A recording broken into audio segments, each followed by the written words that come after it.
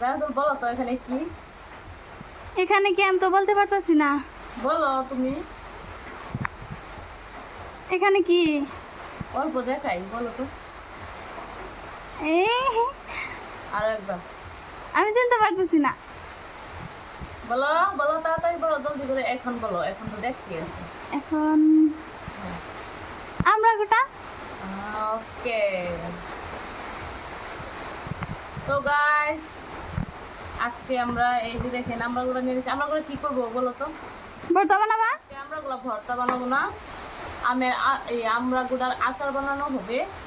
সেই জন্য আমি এখানে এই দেখেন 2 4 5 6 7টা আমরাগুলো নিয়ে নিছি আচার বানানোর জন্য। এখানে এগুলো ভালোভাবে উপরে শুকলাগুলো ফালিয়ে ভালোভাবে ধুয়ে পরিষ্কার করে নিয়ে তারপরে আচারটা বানাবো। প্রথমে ছিলিয়ে নিই, তারপরে ধুয়ে নিব।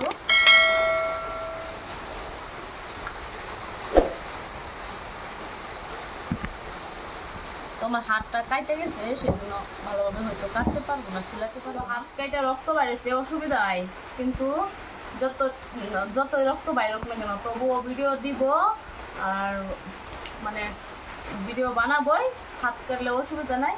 রক্ত দিয়েছি, আরও দিব। শুধু আপনারা চ্যানেলটা সাবস্ক্রাইব করে দেবেন, বুঝলেন?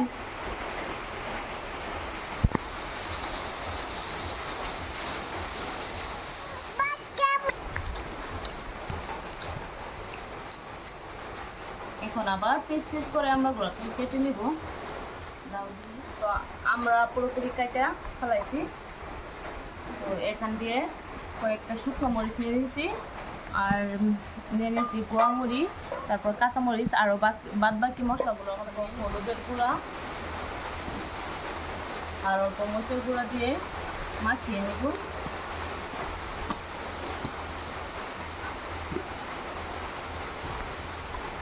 অল্প পরিমাণ মরিচের গুঁড়ো দিয়ে দেবো, লবণ,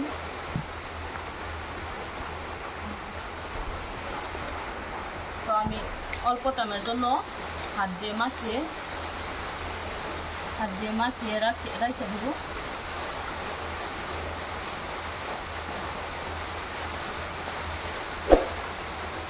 মশলাগুলো নিয়ে বসছি, যে শুকনো মরিচগুলো অল্প বেটে মশলাগুলো আদা ভাঙা করে নিয়ে নিয়েছি।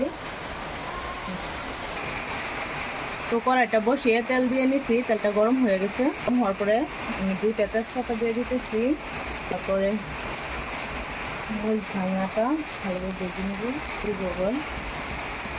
মশলাগুলো, গরম মশলাগুলো দিয়ে দিব, স্বাদ মতো লবণ, তবে নাড়াচাড়া দিয়ে ভেজে নিতেছি।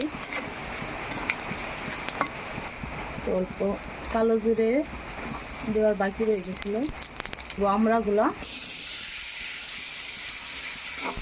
ভালোভাবে নাড়াচাড়া দিয়ে নিতেছি।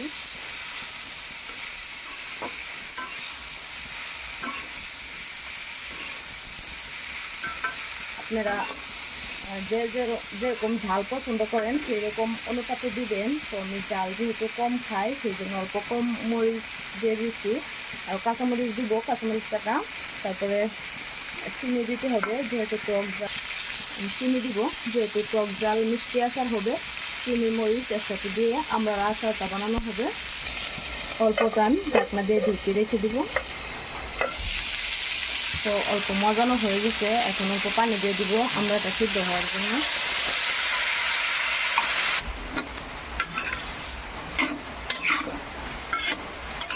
আবারও নাড়াচাড়া দিয়ে কিছুক্ষণের জন্য ঢাকনা দিয়ে ঢেকে দিব।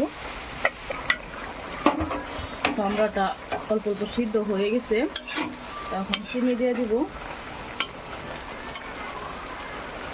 তো চিনিটা আপনাদের কে কীরকম মিঠা খান সেরকম অনুপাতে দিবেন। আপনারা চাইলে কিন্তু, আমরা কিন্তু এত টক না, তো আপনারা চাইলে তেঁতুলের যেটা আছে তেঁতুল দিতে পারেন, তেঁতুলটা গুলে আমরার সাথে তাদের টক লাগার জন্য। তো আমরাটা এত টক লাগে না, সেই জন্য। তো এখন আবার দিয়ে দিব কাঁচামরিচ ফালি। তো আবার অল্প টাইমের জন্য নাড়াচাড়া দিয়ে আর 2-3 মিনিট হইলে তারপরে আমরা আচারটা হয়ে যাবে, নামিয়ে নিব।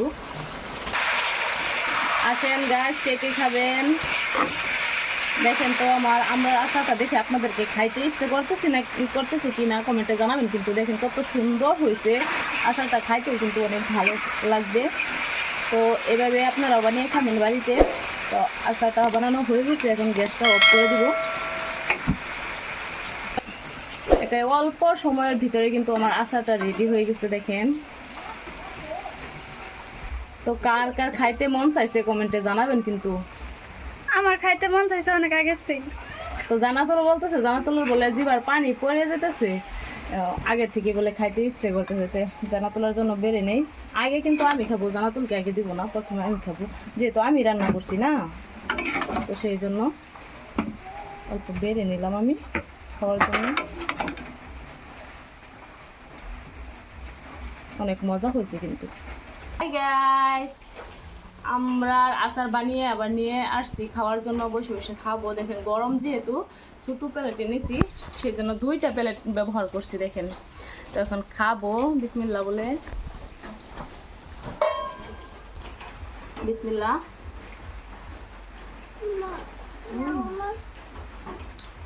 ও বাবা, তুমি খাবা গরম গরম। সত্যি অনেক ভালো হয়েছে আচারটা। ওকে, ঠিক আছে, আজকে ছোটো ভিডিও থেকে বিদায় নিচ্ছি, আর একটা অন্য ভিডিও ব্লগ করবো। তো সবাই ভালো থাকেন, সুস্থ থাকেন, আল্লাহ হাফেজ।